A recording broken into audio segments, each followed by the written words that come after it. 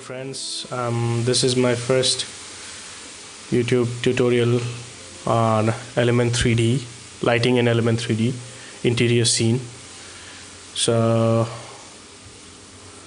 this is the scene that we will be working on, and this is basically not a render from Element 3D. This is a render from 3ds Max with the help of V-Ray renderer. So that's why you see the quality is like pretty beautiful, I would say.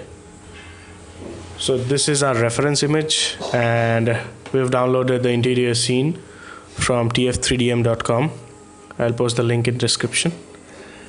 And yeah, we just took the help of the scene and we retextured it kind of similar to this one in Element 3D and did the lighting over there itself. So the best part of using already uploaded models over the internet is they are already unwrapped. So the best part of being unwrapped is you could put any texture on them and they look really nice. They don't look like stretched out or anything. It looks like they were made for this. So that eases most of our hard work. So all we have to do is like make choices and plan what we need to put where and move forward. So this is the reference that we are to look forward to when creating our own scene in After Effects Element 3D. And this is the 3D scene. Let me show you around so that you get a proper idea of what we're looking at. So we have different parts in this scene, like this thing on the floor itself, walls, windows and chairs, these lights, the door on the right, some organic stuff in the back. So these things, for you to retexture in Element 3D, you have to put different materials on them. So say for example you want a different material for the wall, obviously, but you don't want the same material for the floor. So you go to the material editor and put one texture on the floor, put another texture on the wall. So that's how you put different textures on everything that you want to separate as different objects. So say for example this one, these lights, I've put them as green, and similarly the back ones also, because they're the same lights, they're just instances of each other. So that's how it works over in Element 3D. And colors, they don't really matter, you could put any color. It just has to be like every different object in the scene has to be assigned with every different slot in the material editor. And these things that you're seeing are like they were already there in the project file, which you don't really need to care about, because these things, they don't really matter. These are V-Ray related stuff. All we need to do is just put them differently on different objects in the scene and put different colors. So that should do. So for now, since we've already done this color assignment part, so all I have to do is like select everything, pressing Ctrl A and going to our file, export selected, and just give it a name like scene, and in the save as type we select OBJ, press save. I'll say okay, yes, replace it. And we don't need to play of these settings, we just let them be the way they are, and we just hit export and skip this, that doesn't matter. So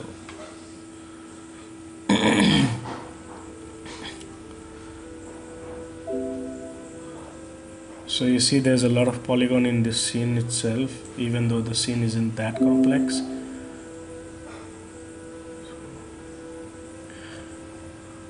We're almost there. We move over to After Effects and we'll see our scene imported in Element 3D. So this is basically the solid layer we took for Element 3D, and just have to go to scene setup and hit the import button here and import the scene here. So this is all textured by me in Element 3D, not textured actually.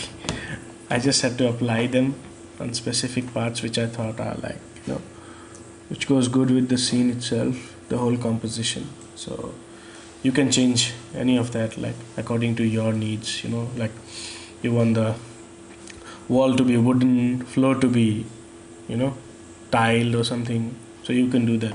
Everything is in your hands. For me, this is what we have right now, so we'll move on with this. So yeah, as you can see, since I separated them with different materials in 3ds Max, so we have them all separated over here. So this is for the chair, that's for the seat of the chair, this is for this thing on the left, and so on. So as you can see, I haven't put much effort in, because if you see the reference image, they have some texture on it. But obviously, you know, if you want to spend more time in it, obviously it's gonna look more realistic and, you know, more detailed. So it totally depends on how much time you're spending on texturing and unwrapping and so on. So the final quality will be affected, obviously. So yeah, after we're done with this, so I thought, like, you know, like this thing was looking empty, this region. So what I did was I just added this extra wooden part. I don't know what it really is, but it kind of looks cool to me, so just added that. And what I also did was, these areas were empty, you know, these window glasses. So what I did basically is like created a plain model from here, this one, and adjusted their size according to the size of this, and put them in the exact 3D space, and lowered their opacity about 20% or so. Let me just check. Yes, it's 10%. So you can see, you know, first one, second one, third one, fourth one, like that. And the foliage, as you can see, these are all coming from 3ds Max itself. You can find them over in if you go to create AEC extended and click on foliage, so you have a lot of options for, you know, organic stuff. For that scene, what I did was I selected this guy over here, Euphorbia large succulent, and I just created it, and I had to right click it and convert it to an editable mesh, because if you don't do that, be able to read it, you know, the way it is right now. So you have to convert it to editable mesh, so that when you unselect it, it is the way it actually is. So I didn't do anything. I just basically converted it to mesh and exported it as an OBJ, and I imported it over here. I duplicated it 3 times and gave it some rotation, size variation, and there we have, like, you know, 3 instances. They look kind of different to me, 3 of them, you know, a little bit of difference should do. So this is this, and this tree is also coming from 3ds Max or something, so there's nothing like special in it. It's just, if you zoom over, you'll see the basic details in it. I'll show you, right? So the stone wall 6 is the base, which is this guy. Then we have the bark, this one, the trunk, and then we have the branches inside, and the smaller ones, and the leaves, obviously.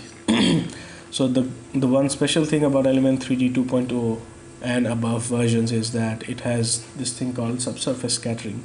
So you could use that effect on leaves and, you know, these green stuff over here to kind of give you a feeling that whenever light hits them from one direction, from the opposite direction, if you look at them, there is this semi-transparent kind of, you know, effect at the parts where the light is hitting them. So you just have to go over to the properties and materials, and you just have to enable subsurface scattering and select a different color than the diffuse color. So in my case, the actual color is green, so I kind of selected a little yellowish color and increased the intensity up to a certain level, you know, and then you'll start seeing the difference when you put a light in the back of them and turn on the shadows. So basically the scene has been set up, and let's go in After Effects and do what's, oh yes, and also I've used this Pro Shaders too, that comes with like that comes as an extra pack on the videocopilot.net website. So you can get all these different materials, so you can always play around, like you say that I don't like the wall, I want the wall to be wooden, so you go over to some wood texture and just drag and drop, and there you go. You see your wall is now wooden finish. It also has bump on it, you see these small little bumps, they kind of really make a huge difference when you render out your final composition. So yes, I'll go with the previous one for now. After we're done with this, as an extra touch, because it adds a different level of realism, because we are using physical shaders in it, you could also go over to environment and you could use the Video Copilot's thing called backlight environments, and you could go ahead with one of these, whichever suits you fine.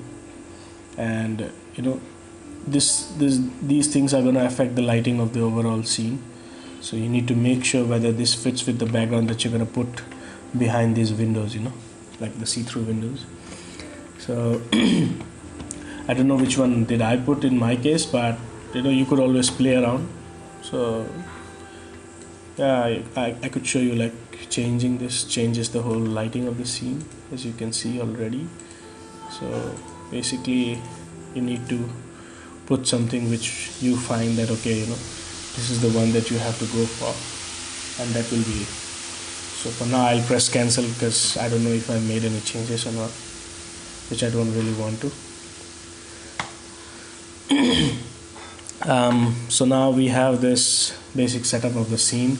I just took a camera and angled it in a certain way which fits my eye, and I find it cool, the angle.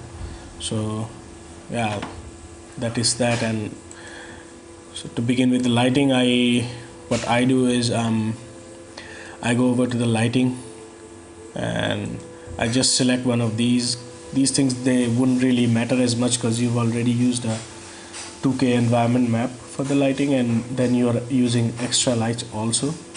So this thing doesn't come into much play after that, because they are the ones dominating the whole scene already. So oh yes, and by the way, this is the scattering I was talking to you about. You see, these areas are a little greeny, and when you move your mouse over to the right part, it turns out yellow a little. See, so that is what I was talking about, subsurface scattering. Over here also, I think you can see it already. See, these are a little yellow, and then it goes to a little darker shade, even this thing over here.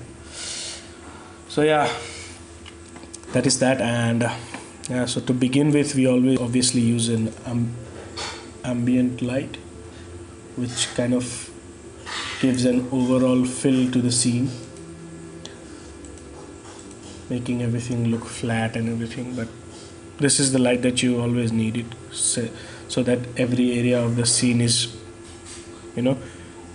lit to a certain level, because since it is a morning scene, you don't want any darker regions in the scene, so this is used for that, the ambient light.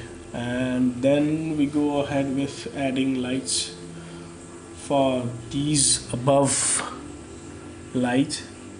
So these are basically spotlights, and the best part about Element 3D 2.0 is that it kind of reacts really nicely to these lights, So the radius of the spotlight, the feather amount, the shadow darkness and everything, it really affects it in a way that I think it was started back in 2011 or something, and it's just been 5 years, and these guys are so fast, upgrading so fast, things are looking to be more real in terms of lighting and everything with Element 3D.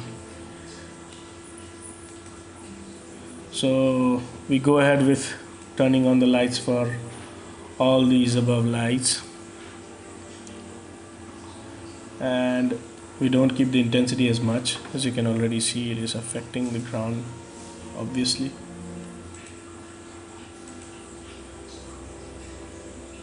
See that? So we don't keep it as much, like not as much to like blow up the scene or something, over bright it. So we don't do that. And then we use bounce lights for, like, since these lights are over here, so bounce lights to, you know, in the back and everything. So we kind of use like around 3 bounce lights. So just so you know, these lights are without shadows except the bounce ones. Like these guys, I've turned off their shadows. So only starting from here, this 10th layer, we're starting to use shadows. So after adding the bounce lights, we add the source light, you know, from the left side of the scene where the sun is, kind of giving that feeling that, you know, the main source of light is in the left or something. And then we add some extra bits of light, as this guy I've named as extra strong. There's a reason, see. So if you turn this light on, everything is so brightened up and everything. So this is kind of the whole image, and giving it a look like it's morning, you know, like around 12 in the morning, you know, noon. So a warm daylight, sorry, not sunlight. What the hell am I doing? So and also a quick tip, I guess you already know it since if you're a Element 3D user, that if I had to put a light, you know, at this position, I'll just go to utilities and generate 3D position. I'll just click it over here, and I'll click on generate, and it will give me a null object at that point in space. And then what I'll do is I'll create a light and copy the null object's position into that light, and that light's gonna go there. So that is like small little things that you do. So yes, and then we have this guy called light to remove dark regions. So yeah, I haven't turned on the ambient occlusion for now, but when I do, you'll see that, you know, there are some regions where the ambient occlusion looks pretty fine, but then there are regions where it looks pretty dark to me, you know. So just in order to balance that, you know, what I did was I turned on I took one more point light and put it somewhere over here. Yes, yeah, I don't know what was going on in my mind. I just thought that maybe we could use some kind of specular on this guy over here. So I just put a light on the right of this light. So yeah, as you can see, it is giving you a feeling of some light in this area. So as we're done with all the lights in the scene, what we do is we go ahead with Element and turn on the ambient occlusion, and make sure you use the ray traced ambient occlusion, because that's the best one in it. It is better than the SSAO, which is screenscape ambient occlusion. And the disadvantage of using a screenscape ambient occlusion is like when you rotate a camera, and you know, when your camera is looking from an angle in which from a top angle you'll see the ambient occlusion kind of behave weirdly, you know, as if it was floating in space, as if it was not fixed to the ground, you know. So you'll see a difference if you kind of put two objects on a scene, and then you'll see what I'm talking to you about. Or maybe wait, I'll just show you. I'll just show you the basic difference between screen space and ray traced ambient occlusions. So we'll go ahead with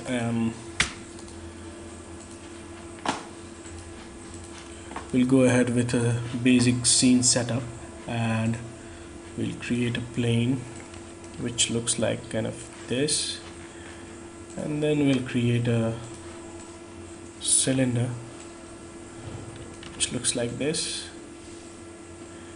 We'll take a camera, press OK, and we'll turn on the ambient occlusion, which you get in the render settings. So enable AO. So now you see there's some ambient occlusion in the scene. You turn on the intensity for you to notice. So as you can see, the issue I was telling you about, see in this area it kind of looks a little fake, because looks like it is growing in the back of this cylinder, but when you make it ray traced, it kind of sits with the floor. So that's the basic difference between these two guys, and that's why I prefer going with ray traced all the time instead of SSAO. But one good thing about SSAO is it will save you a lot of render time, and your work is going to be a little faster than compared to ray traced, unless you have a really good GPU, which in my case is it's a GTX 750 Ti. So I think I could always go ahead with the ray traced one instead of an SSAO. So that is that. I hope you understood the concept with SSAO and a ray traced ambient occlusion. So after we're done with that, I set up my background. So in our case, our background is this. So as you can see, it was kind of like this in the beginning. So I kind of scaled it up, trying to match it with the Element 3D scene that we created. I added some exposure onto it and a little bit tinted it down to I tinted it to 36%. So actually it was pretty colorful to me, so I kind of thought that maybe crunch down the colors by adding some tint a little bit. So we did that and blurred them out a little bit, a little defocusing, faking the defocus effect. And then since we know that okay, the sun's somewhere on the top left corner, so I kind of always have this habit of adding those volume rays which you can create using Trapcode Shine. So so the quickest way I would say to create something like that would be to create a duplicate copy of Element 3D and the camera that you've fixed for your scene, and then pre-comp them, which in my case is this.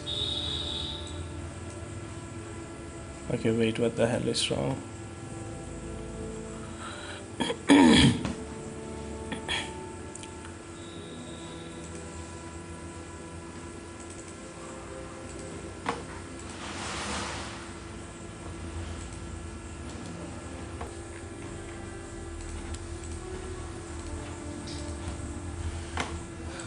Okay, so yeah, so our motive is to create these kind of volume lights coming from the left of the scene.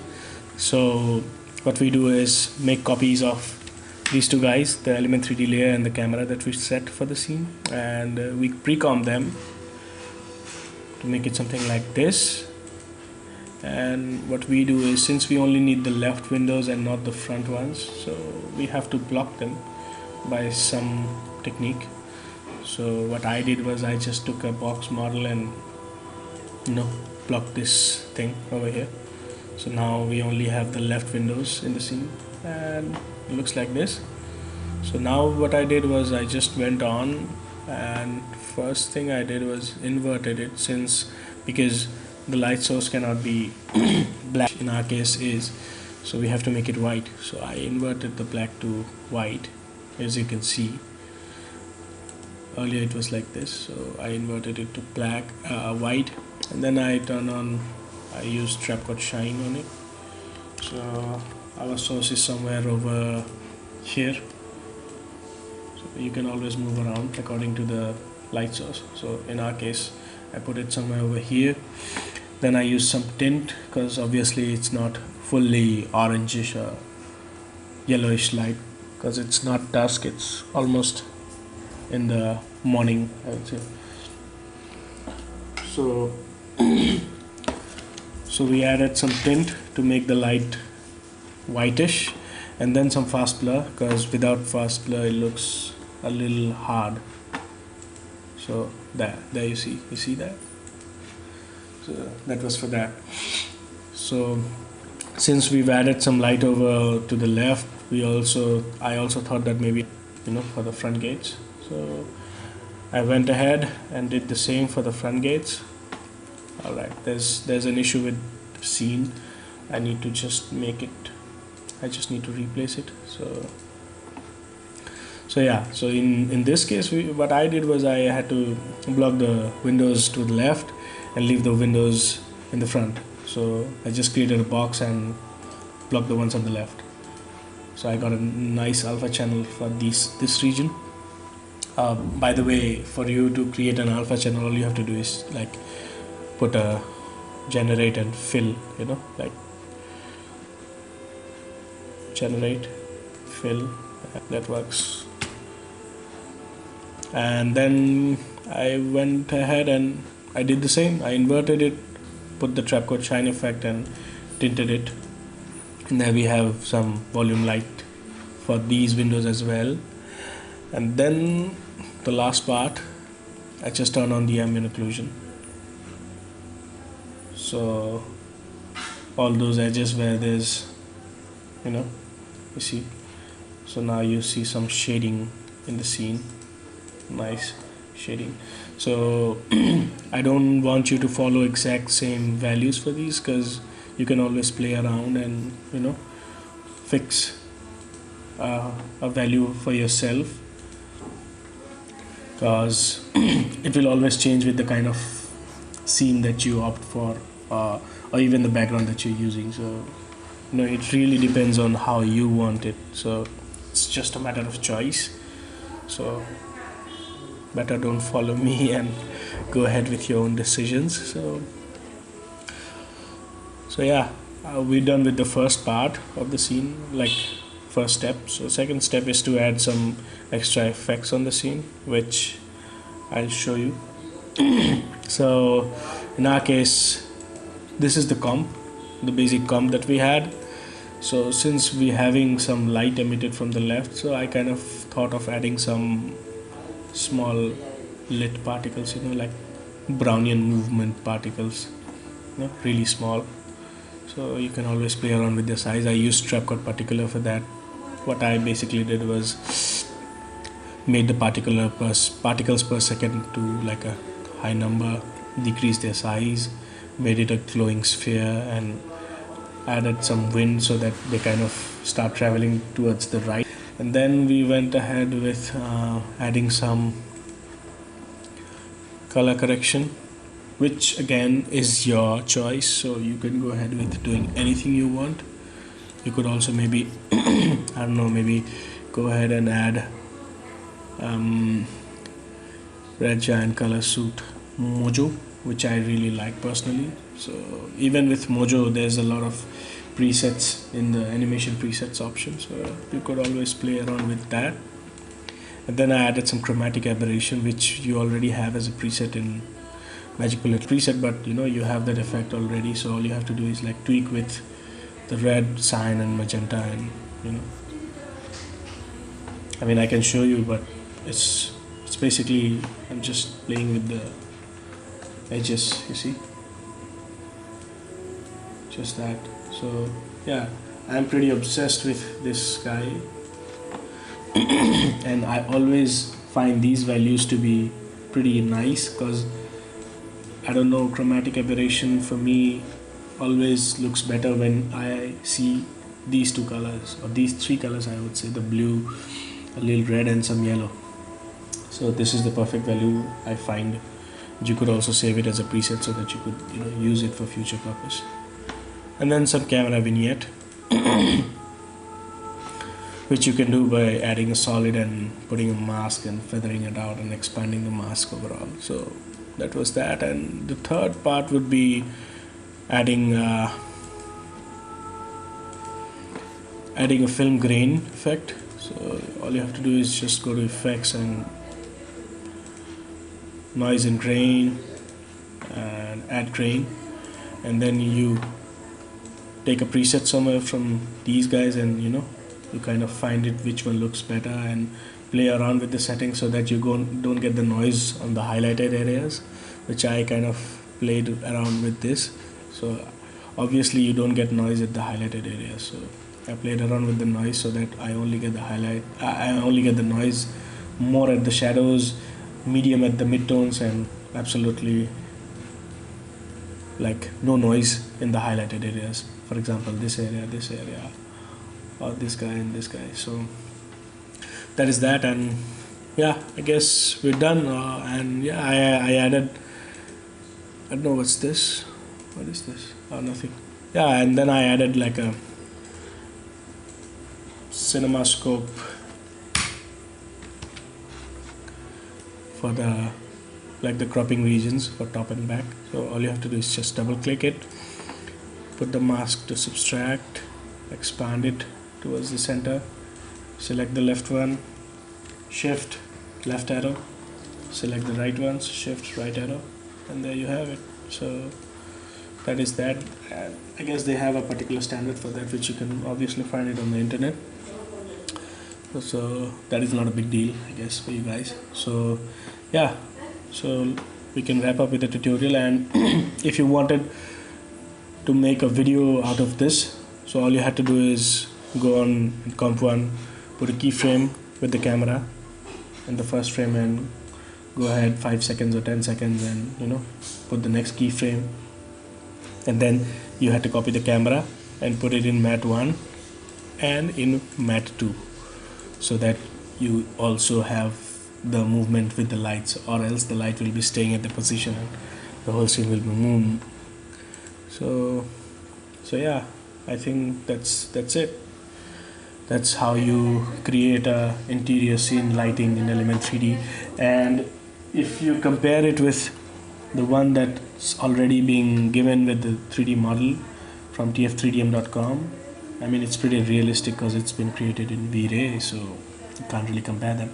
But still, we're pretty not pretty close, but yeah, we're close. And I hope to make more tutorials for you guys, and yeah, get close to realism by using Element next time.